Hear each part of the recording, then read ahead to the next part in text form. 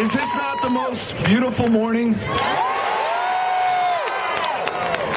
Could there be any day more perfect to get out and vote on the sixth day of early voting?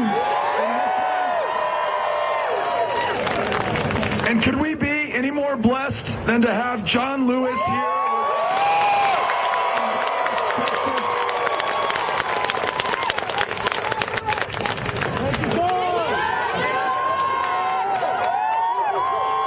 Gotta tell you, every single one of you is making every single one of us so proud at this moment, where the country has not been more divided, at least in my lifetime, more polarized, more riven by partisanship and pettiness and meanness and smallness. And to all of that, you have brought your confidence, your strength, your courage, this big, bold, beautiful heart that could only come from Texas to make sure that 242 years into this experiment, that all of us are created equal, that within each and every single one of us, something you cannot take away: our life, our liberty, our ability to pursue our happiness. The fact that 242 years in, we are still a nation of laws and not of men. Regardless of who you are, what position of power or public trust that you may temporarily occupy, no one is above the law. And we will insist that everyone be treated fairly by the law. The hope that you have given to me and to one another and to so many at this time where we couldn't need it any more than we do, the inspiration that you have provided, the encouragement that you have offered. This is the moment where we turn all of that into action and into votes. And I want to tell you that the people of Dallas County, like the people of Texas throughout this state and all 253 other counties, are taking our hope and our promise and the potential of this country, and you are putting it into action. In 2014, the last midterm election 4 years ago, at this point, 71,000 ballots had been cast. In 2018, at this point, 225,000 ballots.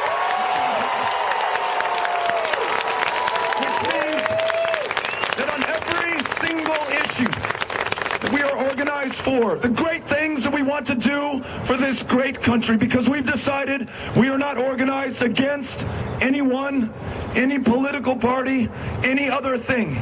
We are going to come together as Republicans and Democrats and independents alike for this country, for this country's greatness, defined not by our fears, but known by our ambitions, our aspirations, the hard work that we're committing to right here today to see those goals through, the very high expectations that we have set by and for one another. From the perspective of a state that ranks dead last in the ability to see a doctor, afford your prescription medications, take that child of yours to the therapist, this will be the state that leads on guaranteed, high-quality, universal health care for every man, woman, and child, primary care, specialty care, mental health care, and in a state that is at the epicenter of a maternal mortality crisis, 3 times as deadly for women of color. This will be the same state that says universal care means every woman makes her own decisions about her own body.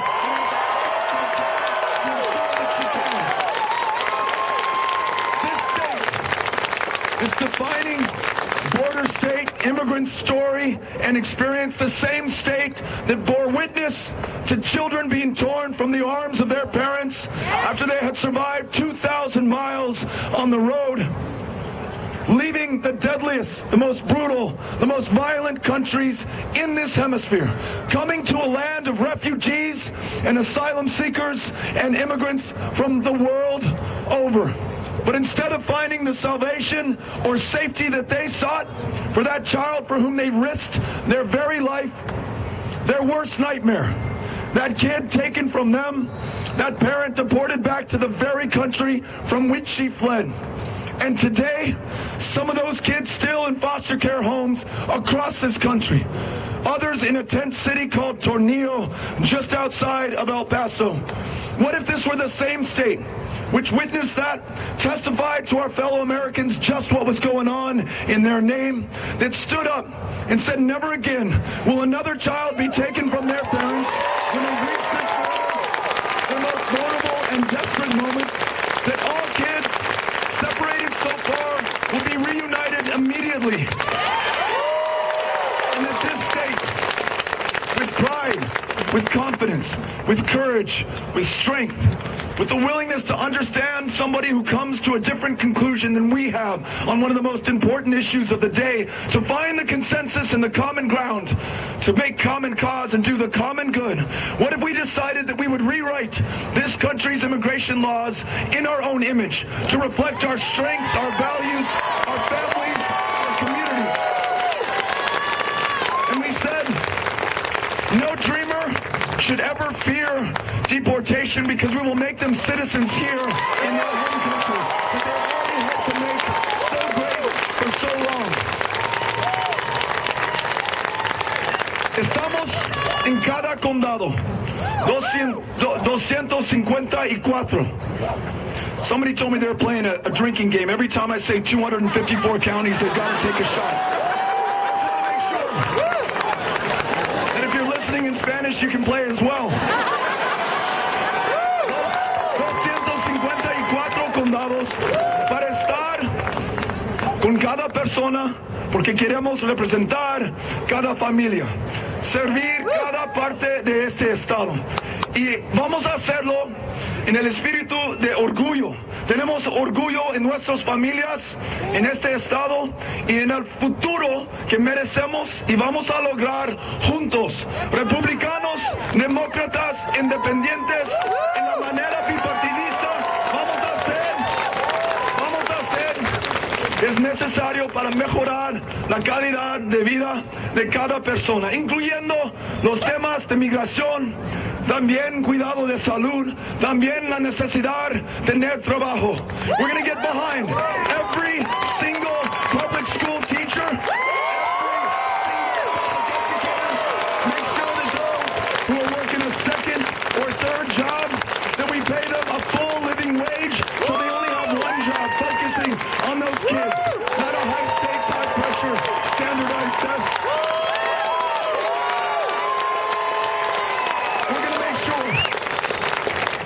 We're going to make sure that this country that has produced the world's largest prison population per capita, a prison population disproportionately comprised of people of color, that we make sure that we understand the underlying causes, that every child have access to a world-class education. As they graduate from high school, they have access to a world-class higher education. And that cost is not an object to better themselves, that they could do better in their lives. That there's equity in the classroom and resources, but also ensuring that teachers are hired and retained who look like the students that they teach, to make sure that we end a school-to-prison pipeline that begins as early as kindergarten for some of these children right now, and that we also, though it may not be politically convenient or easy to do, we end a war on drugs that has become a war on people. A war on some people more than others.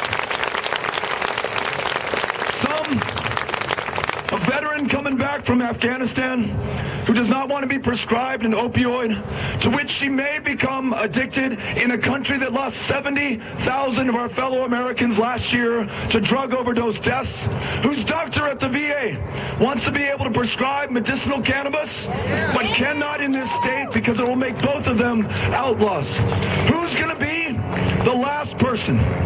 And chances are, though all races and ethnicities use illegal drugs at the same rate, some are arrested more often than others, some more likely to do time, chances are it'll be a person of color behind bars, locking up, not just their body, but their potential to finish their education, to go to work, to raise their families, to live to their full potential, to do everything that they were supposed to do in their lives. Who's going to be the last young person locked up for something that's decriminalized, medicinalized, legalized in most states of the union? That person, when released, forced to check a box on an employment application form, making it less likely that they will get hired. That person now ineligible for Pell Grants to pursue that higher education. That person, their options, their choices constrained and narrowed in their lives, one decision defining them for the rest of their life. Not only will we end the prohibition on marijuana,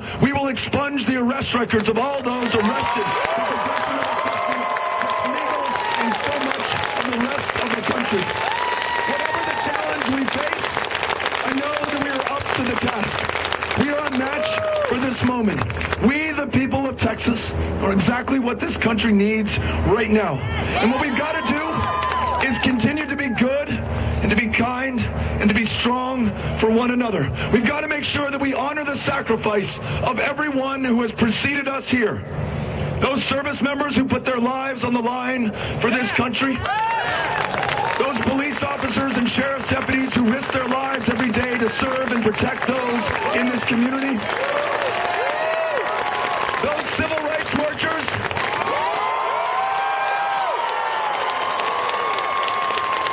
Willing to risk their lives, to be beaten within an inch of their lives, to have the audacity to ride Greyhound buses throughout the Deep South, to use the water fountain or bathroom of their choice so that they could stand tall as a man or as a woman, knowing full well that that would land them in the Mississippi State Penitentiary, parchment as it did for John Lewis 57 years ago.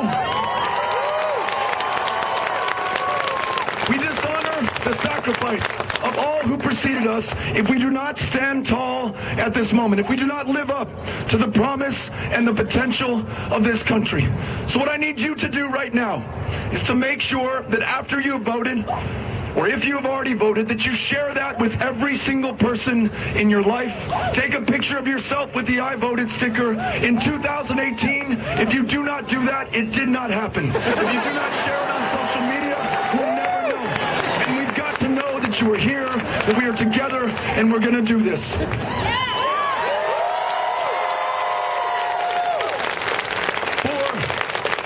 For the next great member of Congress, Colin Allred from North Texas.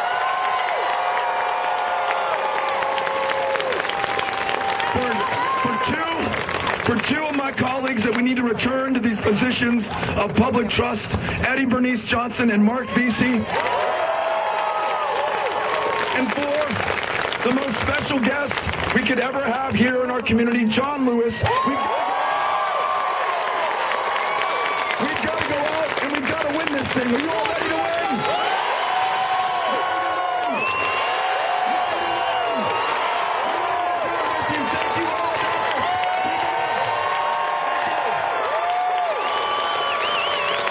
And now, ladies and gentlemen, Eddie Bernice Johnson.